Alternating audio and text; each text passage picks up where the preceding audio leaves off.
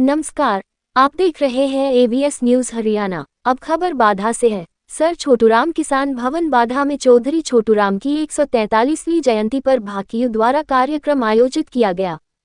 छोटूराम की 143वीं जयंती पर पुष्प अर्पित करते हुए समाज सेवी महादेव बलाली ने कहा कि किसानों के हित में जितने कानून, नीतियां और योजनाएं उन्होंने बनाई उसके लिए उनको अगर किसानों का संविधान निर्माता भी कहा जाए तो कोई अतिशयोक्ति नहीं होगी।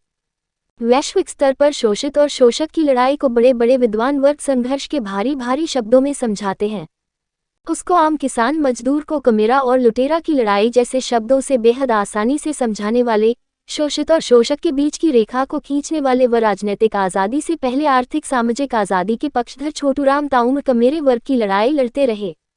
इतना ही नहीं, चौधरी छोटूराम ने शिक्षा के लिए भी अथक प्रयास किए। उस समय अनेक शिक्षण संस्थान बनवा कर शिक्षा के क्षेत्र में सराहनीय कार्य किया था, जिसके लिए उन्हें आज भी याद किया जाता है। महादेव बलाली ने कहा, आज के युवाओं को उनसे प्रेरणा लेकर उनके पद चिन्हों पर चलना चाहिए। भाकियू जिला प्रधान हरपाल भांडवा ने संबोधित करते हुए कहा कि चौधरी छोटूराम किसान के सच्चे हितैषी थे। किसानों को कर्ज मुक्त करवाने के लिए उन्होंने जीवन भर संघर्ष किया था। चौधरी छोटूराम किसान और मजदूर के हितों के लिए उस समय के सत्ताधारी राजाओं से लड़ते रहे। उन्होंने 26 नवंबर को जसिया में होने वाले चौधरी छोटूराम धाम स्थापना दिवस समारोह में शामिल होने का भी आह्वान किया। इस अवसर पर मास्टर विनोद मांडी, महेंद्र सिंह जेवली, इंद्र सिंह दालावास, प्रीतम शर्मा, कृष्ण धनाश्री, ऋषि भांडवा, भूप सिंह दलाल, गिरधारी मोद, करतार सिंह, जगत सिंह, ओम प्रकाश उमरवास, प्रताप हंसावास, सोमवीर काकडोली आदि मौजूद रहे।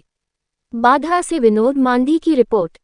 सर छोटूराम जी तो एक ऐसे किसानों के मसीहा थे जिन्होंने एक स्पष्ट बात बताई थी कि ये मेरे भोले किसान एक तो मनुष्य की पहचानना सीख ले और एक बोलना सीख ले। ये उनकी दो बातें किसान पर इतनी फिट बैठती हैं कि इसी नाम से वो किसानों का मसीहा जाना जाता है।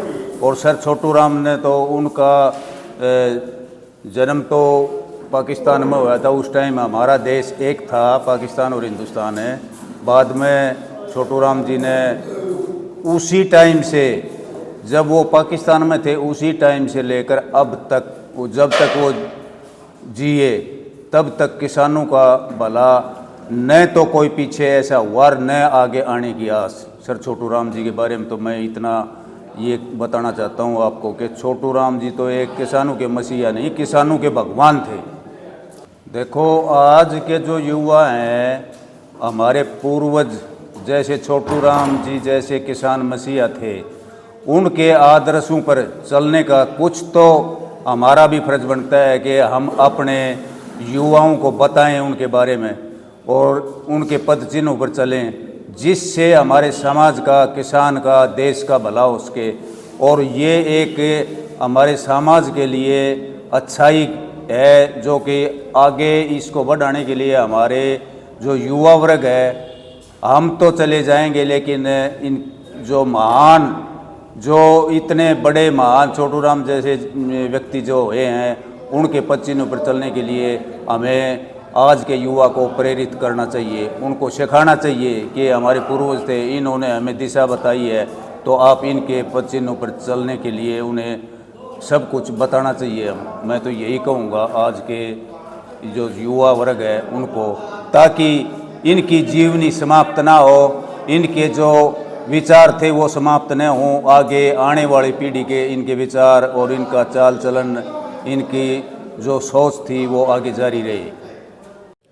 आज दीनबंधु सर छोटूराम जी की जयंती के उपलक्ष्य में या किसान भवन बारडा में हम उन्हें विनम्र श्रद्धांजलि देते हैं, क्योंकि वो हमारे प्रेरणा स्रोत और उसके साथ ही उन्होंने जो किसानों के लिए किया है वो कोई दूसरा नहीं कर सकता।